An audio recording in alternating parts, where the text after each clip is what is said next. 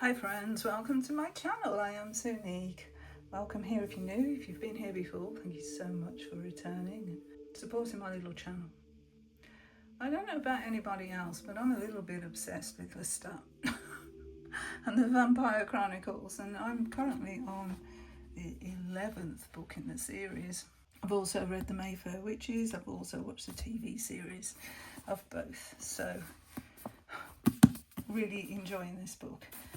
And also, of course, the Tarot of the Vampires is one of my go-to decks. I really like that deck. For the guidebook, really, I've never been overly invested in the imagery of that deck. It's out of print now anyway, but yeah. But anyway, I thought I'd buy another vampire deck, and I do have a few. But in homage to Lestat, the Prince, I bought the Oracle of the Vampire for the Fae. I'm just going to take out a plastic because it's very sharp. And this is about Scottish vampires, and I thought that was really interesting because the Mayfair Witches, it's so glossy this, the Mayfair Witches, part of that is set in Scotland as well. So I thought that was a weird coincidence, or not, as it may be. It says fierce feminine wisdom from the Beoban Sith, which is something to do with the Scottish folklore. And this is by Tess Whitehurst, artwork by Melanie Delon. It's a 52 card and guidebook set. This is so shiny. I do apologise. We've got a snake again. These are a repeating motif at the moment. What with the last, the Serpent Fae Tarot, and what I learned about Lilith the other day, being the snake that tempted Eve to encourage Adam to eat the apple, thereby gaining wisdom and knowledge. So yeah, I just think that all of these myths, they intertwine, don't they? Anyway, it says on the back, unleash your inner power with Oracle of the Vampire Fae, a potent oracle deck by renowned author Tess Whitehurst. I do have a few Tess Whitehurst decks. I don't know what her association with Scotland is. Maybe they'll tell us in the book. Channel the ancient wisdom of the enigmatic Scottish vampire fairies, ethereal shapeshifters who appear as radiant women, elusive wolves, majestic ravens, and more. These otherworldly beings are master alchemists, transforming outdated beliefs and stagnant energy into dazzling strength and beauty. Whether you're seeking clarity, empowerment, or transformation, every card offers stunning artwork and timeless practical wisdom to bolster your courage and support you to thrive. Draw from the magic of the Vampire Fae and claim your personal power today. And we've got some images here from the deck. It's got a thumb cut out, so that's nice. And this is a Blue Angel deck, and I really like Blue Angel decks. Is the inside of the box? You always get a piece of paper to protect the contents. Again, very shiny. A guidebook. Yeah, Queen Mab. I've got that Halloween Forever. I was actually playing with that last night. No, I was just looking to see what Tess Whitehurst's connection to Scotland is, but it doesn't seem to be one. They live in California with a handsome man and a handsome cat. So, okay, so this is where the card entries end, is on page 117. Fierce feminine wisdom. So it's 2026, bang up to date. Into the lair of the Vampire Fae. How to prepare your deck for use, how to do a reading with the Oracle of the Vampire Fae, and then into the cards from page 14 to page 116. And you've got an image from the deck there. This oracle channels the wisdom of the majestic Scottish race of vampiric fairies called the Babunshi. To humans, the Babunshi appears most often as beautiful women with an otherworldly irradiance. Their beauty serves them well in catching their prey, as their meal of choice is the blood and flesh of adulterous, abusive, and controlling men. But they are happy to make a snack of any human of any gender who mistreats their partner or otherwise misuses their privilege or power.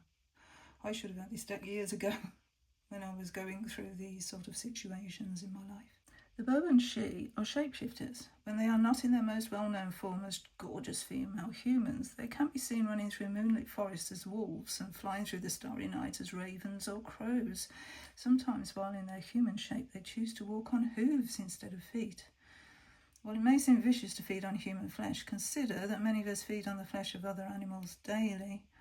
One important distinction the vampire fae would like to point out is that the animals humans eat are innocent.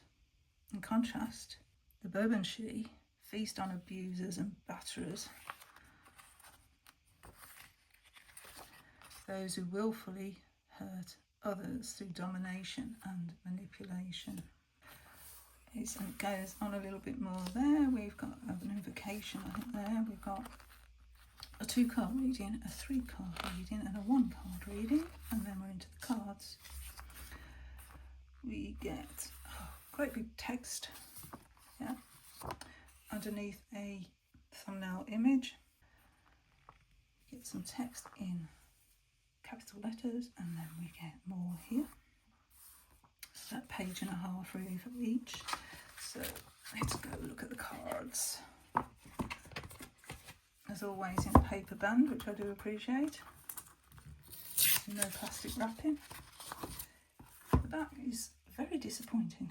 A big V, and the first card is Forever Free, and we've got this black border here, so the image itself doesn't really tell me anything. It's just a very vampiric female presenting image with some sort of a headpiece there, a jewel. The Alchemy of Passion.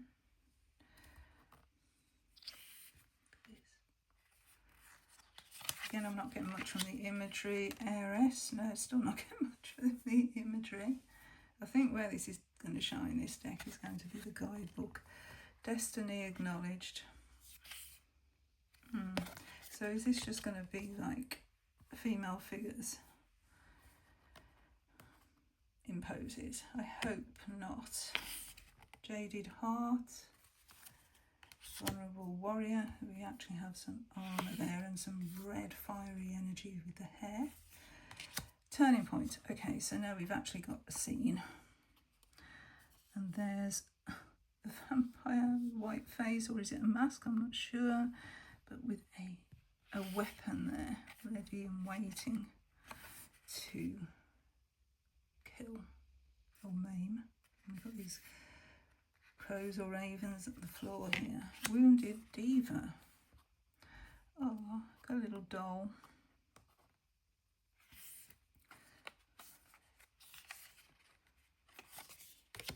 Love and Let Go. So we do have a Fae. Wild Medicine. I like this card. This snake wrapped around all these animals. Radiant Witch. Yeah, I'm not jiving with the images that have just got a female presenting figure looking back at me. That doesn't really give me any meaning. Elite Soldier. That headpiece. Wow. Claim the Throne. Initiation. Well, bloodless. Feed the Spirit. So we've got some blood there, haven't we? Very old-fashioned dress there. Moonlight Elixir. And this jar. There's the moonlight. Nice, I like that one. New Regime. Flying the Flag. Witches of Gaia. Divine Identity. Reminds me of the Divine Circus Oracle. Desperate for Deception. Interesting. Your Own World. I like that one. I like that one. Make a Wish. Is this a Fae? Underwater. Looks to be underwater. See Beyond. destiny, beyond death, like barnacles, Akashic unweaving, ambassador, midwinter, not a sinner, confession, protective veil, fresh air, there's a butterfly Fae, entitled to shine, the peacock, dark jewel, lady in white, the Morrigan, the whole Morrigan Oracle deck, which is amazing, ancestor magic, visionary,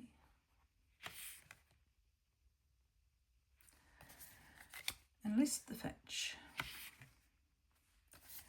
light the night,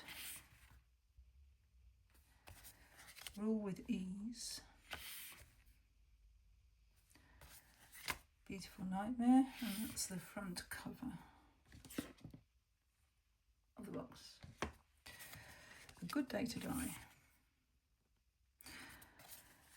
The end is the beginning. That's pretty, isn't it? Welcome the storm. Alchemy. Queen.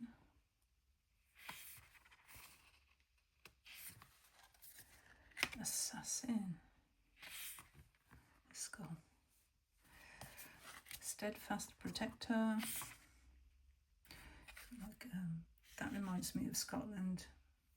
The wall paint on the face. A new day. Ask and know.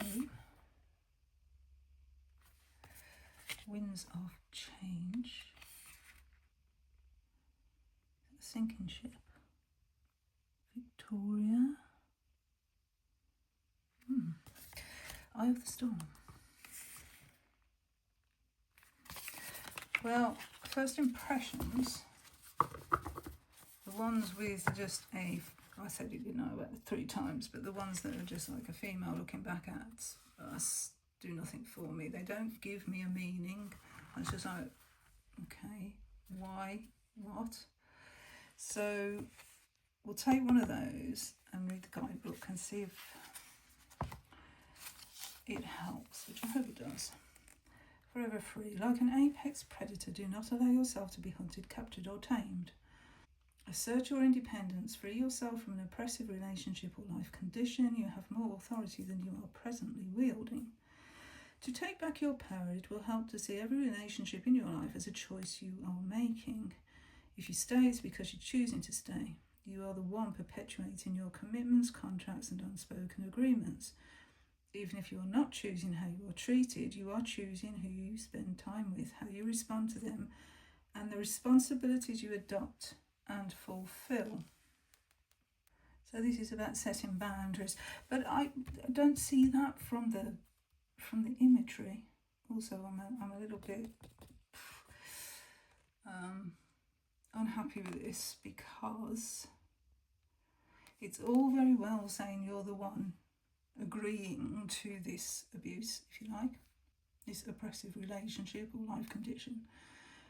But having been, I'm opening up a bit here, but having been in this situation, it's not always easy to free yourself from it. I mean, if it's your mother, you can't run away from your mother when you're a child, can you? How can you do that? You can't.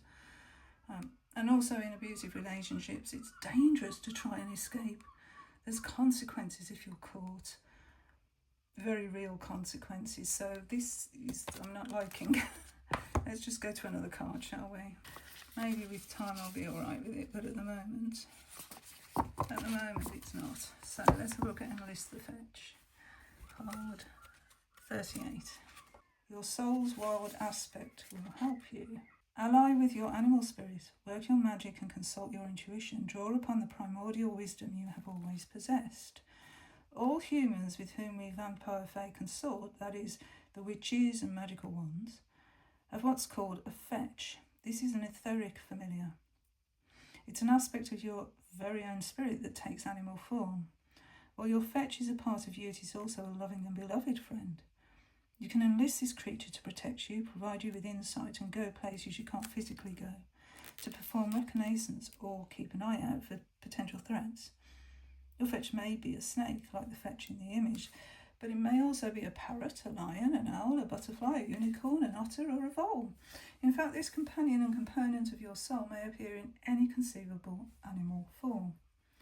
Working with your fetch can help you call your power back when you've been robbed of it, or when a dysfunctional relationship dynamic has caused it to be undermined. If you haven't yet familiarised yourself with your fetch, do so now. Make sure you have at least half an hour or so to yourself, light a candle, close your eyes, breathe deeply, and ask this creature to appear to you on the inner plane. Incense and entrancing instrumental music are optional but helpful tools for opening your psychic channel. Once you are relaxed and calm, ask yourself, if I knew the animal form of my fetch, what would it be? The answer is there for you. Trust what you receive. Once you see your fetch with your inner eye, ask what your fetch's name is. Allow yourself to know. Then express your love and appreciation and ask for the specific support you require. Request protection, insight, help with a certain goal or intention, or simply cultivate a strong sense of supportive solidarity with your fetch and your inherent spiritual power. Ask your fetch for the help you need and you will receive it. You can draw upon this power now and always. Okay, so let's find a vampiric image. Right, I'm going to go with Feed the Spirit. I mean, considering it is a vampire deck, there's not that many vampires. Anyway, card 15, Feed the Spirit. Nourish yourself. Honour your soul's craving, express your true nature, pursue and savour that which fascinates, inspires and satisfies. Chase, overtake and drink deeply of the life force. Be satisfied and sustained. We predators are driven to hunt so we can satisfy our nutritional, spiritual and psychological needs. We, the vampire fae, much like other carnivorous species such as lions, owls and sharks, feel most alive when we are stalking our next meal and most relaxed after we have feasted on the life force of our prey. This is not a character flaw but an instinct we were born with, something we must do. You, of course, need not hunt, kill or feast on flesh, but you do need to follow the scent of your passion, amply nourish your body and get lost in the pursuit of that which feeds your soul. Just as we, the vampire fae, possess an intrinsic drive to catch and devour abusive and deceitful humans, you possess an intrinsic drive that is unique to you. You may feel most awake and alive, for example, when you're playing a sport, practicing a craft or artistic discipline, or making wise and incisive moves in your chosen career. Provided you remain in integrity and affect no needless harm, the form your masterful expression takes is not as important as your commitment to it. And the sublime loss of yourself you experience while you are practicing it. Allowing life force energy to flow through you in such a way is certainly a need. When you ignore your soul's craving for prolonged focus on a cherished and well-chosen objective, you will suffer. The live wire of divine feminine energy will have no outlet, and you will feel toxic, restless and uneasy. This may also be a message to stop restricting food or otherwise neglecting your nutritional needs. We have observed that all humans must eat plenty of food every day, multiple times per day, despite what some sources erroneously claim. Put an end to your spiritual languishing and gnawing inner hunger. Allow your creativity and ambition to be channeled into a well-chosen outlet. Feast on abundant nourishment for your body, mind and soul. I like that one. I like that entry. But yeah, I'm going to have to spend some time with this deck, read the guidebook through and see how I feel. But I don't know, is it aimed at a sort of a younger audience? I think maybe it is. I think maybe this is not the deck for me, but I will give it a go. And in the meantime, thank you so much for being here and listening to my ramblings as I explore this deck. And until my next video, which I hope you'll join me on, Bye for now. Bye friends, bye.